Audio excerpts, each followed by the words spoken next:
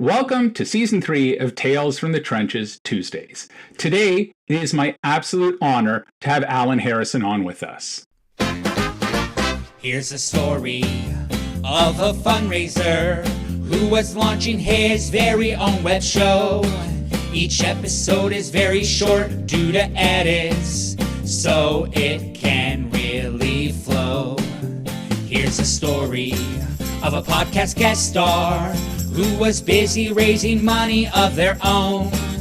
They were each great in their own way, fundraising in its own. Till the one day when Jack asked a guest to join him, and they knew it was much more than a jest, that these guests must somehow form a resource. That's the way they all became the podcast guests. The podcast guests, the podcast guests. That's the way they became the podcast guests.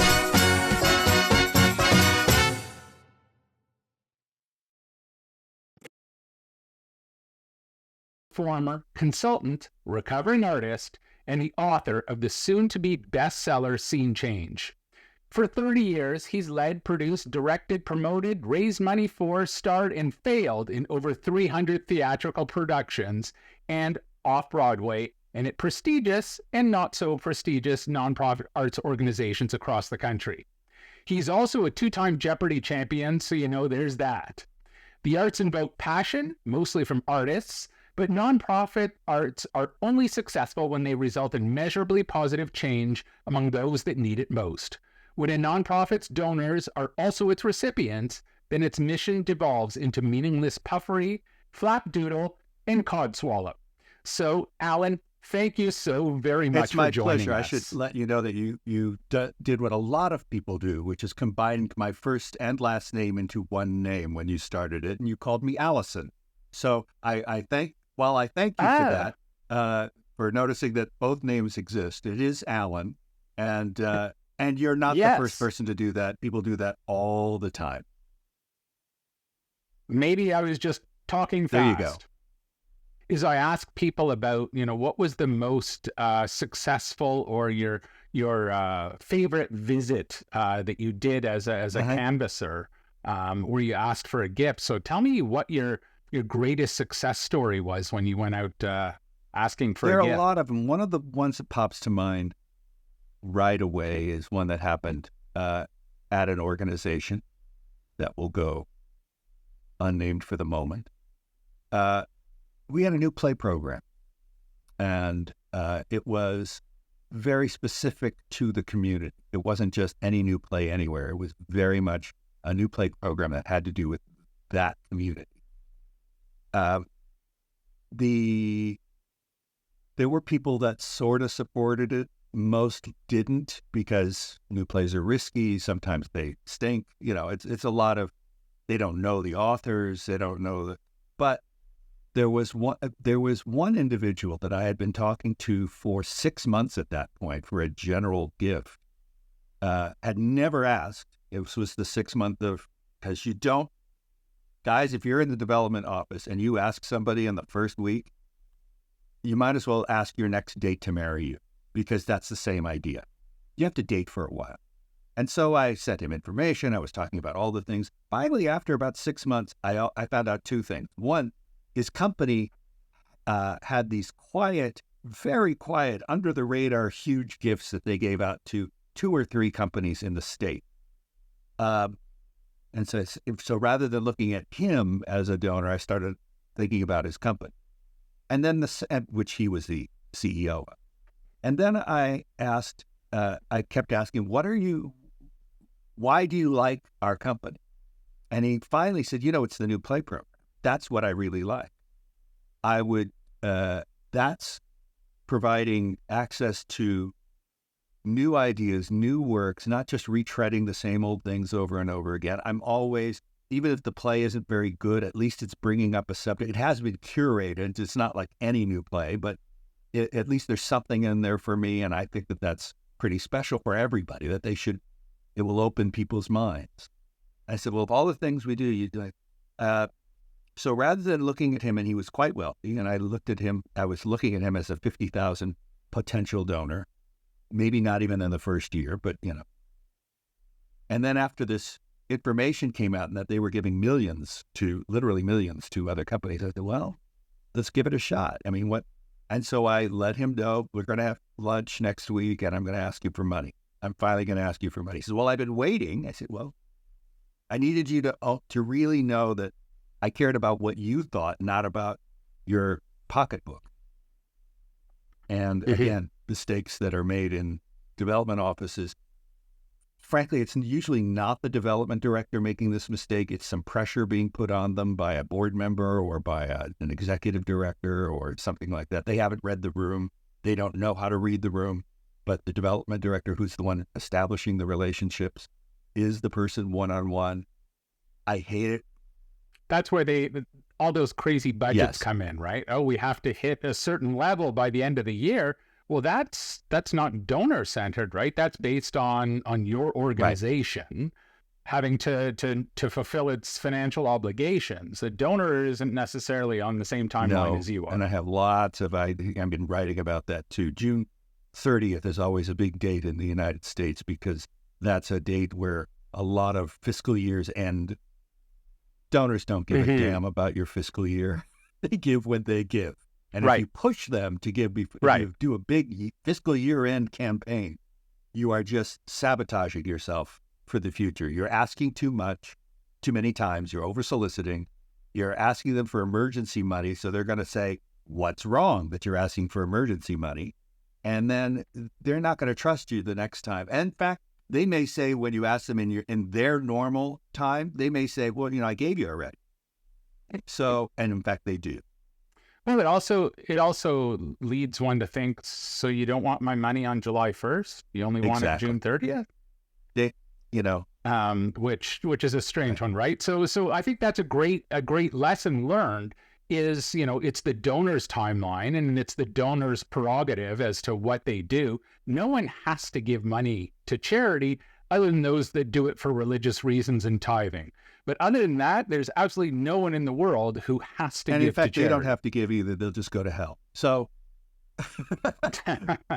yeah. I mean, so you don't have to, but there you go. Presumably that ask went quite well. After I met him and we had a lunch, we had a lovely, not a big lunch, we had a deli, sandwiches and stuff. And I said, so, are you up for a gift? Ask. He said, sure. I said, I see that your company gave $1 million to X, Y, and Z, or $2 million to here, and $1.5 million here. I'd like you to give us $1 million for as a donation for 5 years of the New Play program. And in past discussions, he already knew how much the New Play program cost financially. So it wasn't a question of having to say, and here's where it's going to go. He already knew. Right. And he said, how about 900,000? I said, okay. It seemed odd, but okay. And I gave him the pledge card. He said, screw the pledge card. I'll just give you a check. So he hands me a check for $900,000.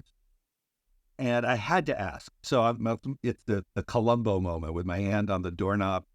I said, just one more thing. Why 900,000? And he said, well, if it's $1 million, I got to get a second signature.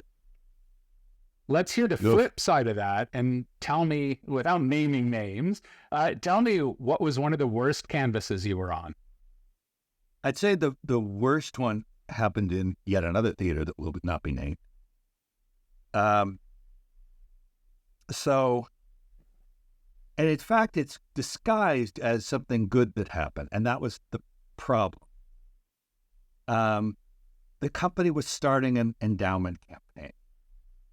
And at the board meeting where it was announced, the board president had already planned on saying, and here's my check to kick it off, right?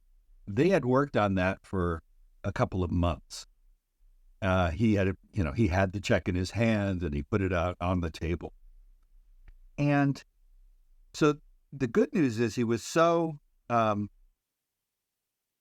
effusive about the endowment that a whole bunch of people wrote checks right there at the table. That was not the goal.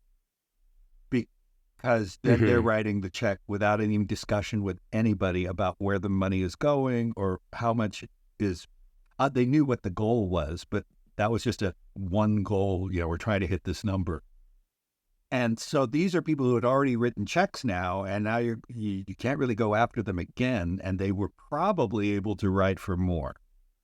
And so I watched all these checks come up to the executive director, and I watched them all, and I could see even then, oh, this is going to be a problem later on.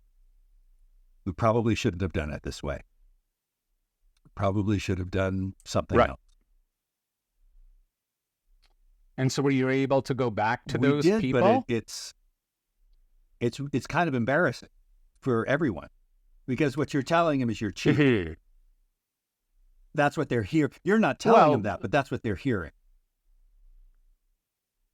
That could be. A lot of times I call that the preemptive strike, right? So, they before you do your pitch, here's the check, right? So, and I'm usually like, you know what? Hold on to your check. Let me tell you some stories, and it might raise your sights. It might not. Worst case scenario, I take the check and everything's great. You might learn something, and you may say, oh, okay, so we'll do that check, but I'll do it every year for the next 5 years or whatever the case may be. Right. So it's, how do you kind of spin that yarn into a nice sweater or something. Alan, thank you so much for joining me. If folks wanted to get hold of you, how would they go about doing that? I don't know if it's backwards or forwards or whatever, but there it is. No, it's the right way. Scene Change. It's available everywhere you buy books. I always say, if you happen to have an independent bookstore that you prefer, then go buy it there. But if you have to go to, the Amazon folks or Barnes & Noble or whomever, go do that too. I hope you do get the book. It is Why Today's Nonprofit Arts Organizations Have to Stop Producing Art and Start Producing Impact. Once they start producing impact, your job as a fundraiser, as a development person, becomes tons easier. So you need to insist that every board member reads this book and gets a hold of it. There's a second book, Scene Change 2, which is due out in January of 2025. So depending on when this is aired, it's either out or about to be out, and it's available in pre-order if it's not to be out yet. And that one specifically is for board members, the 5 real responsibilities of a nonprofit board. If you want to get a hold of me, my email address is 501c3.guru. You can also find me on LinkedIn. I'm everywhere on LinkedIn. I have a blog that appears weekly in artsjournal.com. I'm one of their AJ bloggers. I'm kind of everywhere. I even have a site on Medium. If you happen to see that, it's called Scene Change. Just type in Scene Change, Alan Harrison. You'll find me, even if you spell Alan wrong, and it's ALAN. That's it. That's how you find me. Come and do find me. Contact me. Don't just say, oh, he's busy or whatever. I am busy. I'm not too busy to talk to anybody who's interested in it, even if they disagree. Thank you so much, Alan. Hi, folks. Don't forget to hit the subscribe button right here.